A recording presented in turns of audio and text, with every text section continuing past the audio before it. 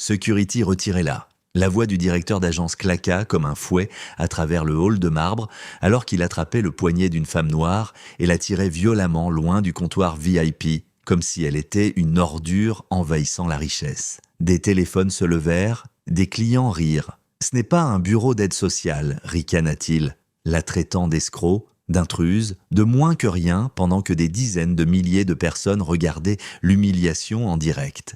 Mais ce que tout le personnel de la banque ignorait encore, c'est que la femme qu'ils venèrent de malmener possède chaque dollar dans ce coffre et qu'elle renvoie ceux qui l'oublient. La Zenith National Bank dominait la ville comme un monument à la richesse. Dans son hall poli au marbre, on chuchotait l'argent comme s'il s'agissait d'oxygène et ceux qui n'en avaient lieu pas ne méritaient pas de respirer. La docteure Kiara Hughes traversa les portes tournantes avec un calme assuré. Elle n'était pas venue avec une équipe de sécurité ni des bijoux ostentatoires. Elle n'en avait pas besoin. Son pouvoir ne résidait pas dans ce qu'elle portait, mais dans ce qu'elle possédait. Mais un pouvoir sans costume perturbait les gens qui adoraient l'illusion. Au moment où Kiara s'approcha du comptoir VIP, le directeur d'agence, Connor Hayes, repéra une occasion de cruauté. Ses yeux se plissèrent, la scrutant de haut en bas, comme si elle était une tache sur le sol de son hall. « Vous n'êtes pas dans la bonne file », se moqua-t-il. « Le distributeur est dehors. »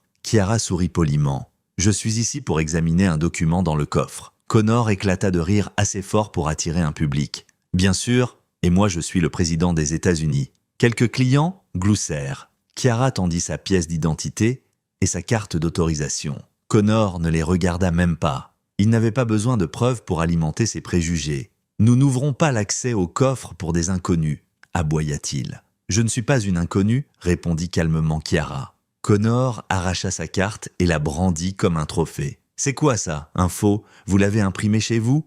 Il fit signe à la sécurité avant qu'elle ne puisse répondre. Deux gardes s'approchèrent, les mains déjà sur ses bras. Des téléphones s'inclinèrent, des yeux brillèrent. L'humiliation publique nourrissait toujours les égos affamés. Connor jeta l'idée de Kiara derrière son bureau. « Vous n'avez rien à faire ici, cessez de prétendre que vous avez de l'argent. » La voix de Kiara resta calme. « Vous faites une grave erreur. »« Oh, croyez-moi, répliqua-t-il, nous sommes justement en train d'en arrêter une. » Les gardes saisirent Kiara par le poignet, la forçant vers l'entrée vitrée, comme une criminelle ayant osé entrer dans la royauté. Un client filma en direct. Le directeur démasque une fraude. « Regardez ça », lança Connor à la foule. Elle a essayé d'accéder à des actifs confidentiels avec une autorisation falsifiée. Nous avons des règles pour empêcher des gens comme elle d'entrer. Les deux derniers mots ruisselaient de siècles d'arrogance. Des gens comme elle.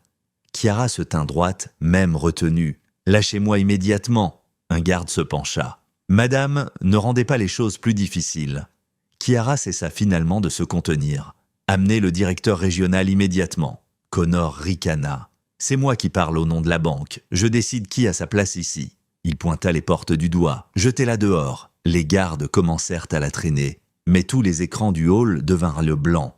Un message en noir s'afficha. « Verrouillage exécutif d'urgence activé protocole HUG 01. » Le rictus de Connor s'effondra. Les portes se verrouillèrent. Les badges cessèrent de fonctionner. Une sirène retentit. L'autorité entrait dans la pièce. Les clients murmurèrent « HUG 01, ça a l'air important. » Et si c'était quelqu'un? Trop tard. Une équipe d'exécutifs surgit de l'ascenseur réservé à la direction. Essoufflé, paniqué. « Dr Hughes, le directeur régional haleta, nous avons été avertis de votre arrivée trop tard. Toutes nos excuses. » Les gardes la relâchèrent instantanément. Le visage de Connor devint livide. La docteure Kiara Hughes remit sa manche en place, sans élever la voix, sans changer de posture.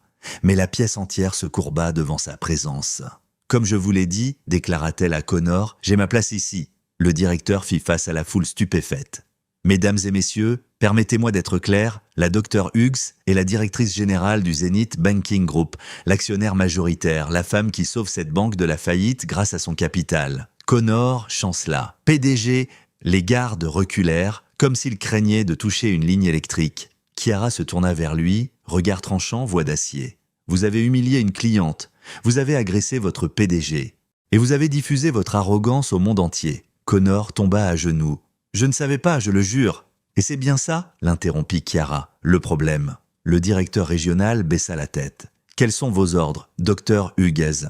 Kiara n'hésita pas. À compter de maintenant, Connor Hayes et tout membre du personnel qui l'a assisté sont renvoyés. Retirez leurs accès et escortez-les dehors. Ils pourront filmer leur chômage ensuite. Les téléphones captèrent chaque larme, chaque effondrement d'ego. Connor supplia, tremblant. « S'il vous plaît, j'ai une famille. » « Comme ceux que vous avez rabaissés, répondit-elle. La sécurité interne arriva, non pour traîner Chiara dehors, mais pour l'emporter. Lui. La salle applaudit, non par admiration, mais par crainte. Chiara avança vers le podium au centre du hall, l'endroit où les dirigeants fanfaronnaient des profits qu'ils n'avaient jamais gagnés. Sa voix fit naître une nouvelle politique. La dignité est la monnaie la plus précieuse dans cette institution. Quiconque est incapable de valoriser les êtres humains ne représente pas Zénith. Que ce jour marque la fin de la cruauté fondée sur le statut social. Elle regarda droit dans les caméras, s'adressant aux millions de spectateurs en direct. Vous ne savez jamais qui vous essayez de rabaisser, et un jour, la personne que vous attaquez pourrait signer votre avenir. Les écrans de la banque affichèrent un dernier message, alors que Connor était poussé vers la sortie arrière. Le respect est obligatoire. L'arrogance est renvoyée. Et ainsi, Chiara Hughes, la femme qu'ils avaient tenté d'effacer, prit sa place légitime au sommet de l'empire qu'ils pensaient qu'elle ne pourrait jamais atteindre. Choqué par ce retournement, like, share et déposez votre réaction dans les commentaires. Quel moment vous a le plus marqué? Abonnez-vous et activez les notifications pour plus d'histoires où l'arrogance s'effondre, la vérité s'élève et la dignité rend justice devant le monde entier. Votre voix a sa place ici, qu'elle soit entendue.